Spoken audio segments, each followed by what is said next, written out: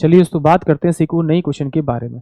इस क्वेश्चन में एग्जामिनर ने कहा m से प्रारंभ होने वाले 5 क्रमागत पूर्णांकों का औसत n है। n+2 से शुरू होने वाले लगातार 6 पूर्णांकों का औसत क्या है, ये एग्जामिनर मुझसे पूछ रहा है।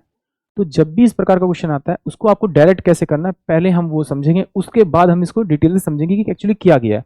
तो जब भी इस प्रकार का क्वेश्चन आता है तो इसी फॉर्म में आता है। तो मैं मान लेता हूँ कि m मेरा पहले 1 था, फिर 2 था, फिर 3 था, फिर 4 होगा, फिर 5 होगा। लगातार क्रमागत 5 संख्या होगी। अगर ये 5 संख्या है मतलब ओड संख्या है तो इसके बीच वाला जो होगा वही मेरा n यानी कि इनका औसत होगा। ये n की वैल्यू आ गई।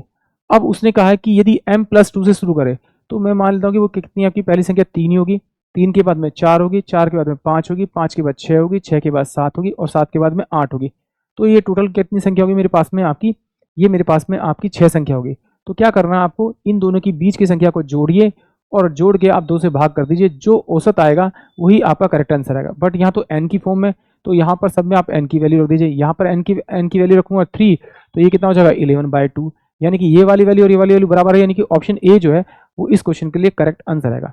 अब चलिए इसको सॉल्व करते हैं एक बार डिटेल से कि एक्चुअली क्या किया है, क्योंकि बहुत सारे बच्चे सोचेंगे ये 3 कैसे ले लिया। तो चलिए ये सॉल्व करते हैं। तो देखिए मान लेते हैं कि पहली संख्या मेरे पास में m थी, तो अगले वाली संख्या मेरे पास होनी चाहिए m प्लस का आपका 1, फिर अगली संख्या होनी चाहिए मेरे पास में m प्लस का आपका 2, फिर अगली संख्या होनी चाहिए m प्लस का आपका मेरे पास में 3, फिर अगली संख्या होगी मेरे पास में m प्लस का आपका 4। और इन पांचों संख्या को अगर मैं 5 से डिवाइड करूंगा तो इनका जो औसत है वो n के बराबर होगा, एग्जामिनर ने मुझे दिया हुआ है। तो टोटल मेरे पास में ये 5m तो आएगा प्लस में मेरे पास में 10 बटे में आपका 5 बराबर में कितना हो जाएगा आपका n हो जाएगा।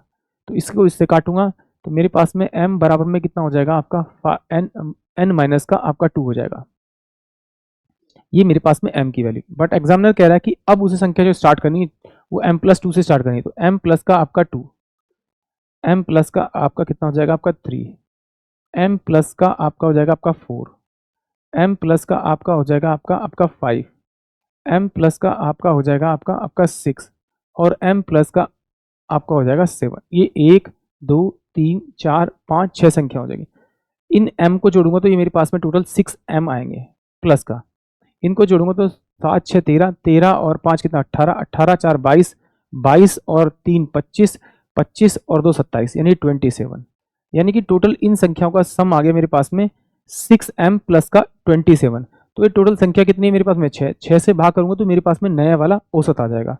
इसको सोल्व करूंगा तो मेरे पास में 6 मेरे पास यहाँ वैल्यू दे रखी, बट m की वैल्यू मेरे पास में यहाँ दे रखी n माइनस का 2, तो यहाँ मैं रख दूंगा n माइनस का 2 और ये प्लस में 27 और बाय में कितना कर दूंगा आपका 6 कर दूंगा। तो ये 6n माइनस का आपका 12 प्लस का आपका 27 बटे में आपका 6 आ जाएगा।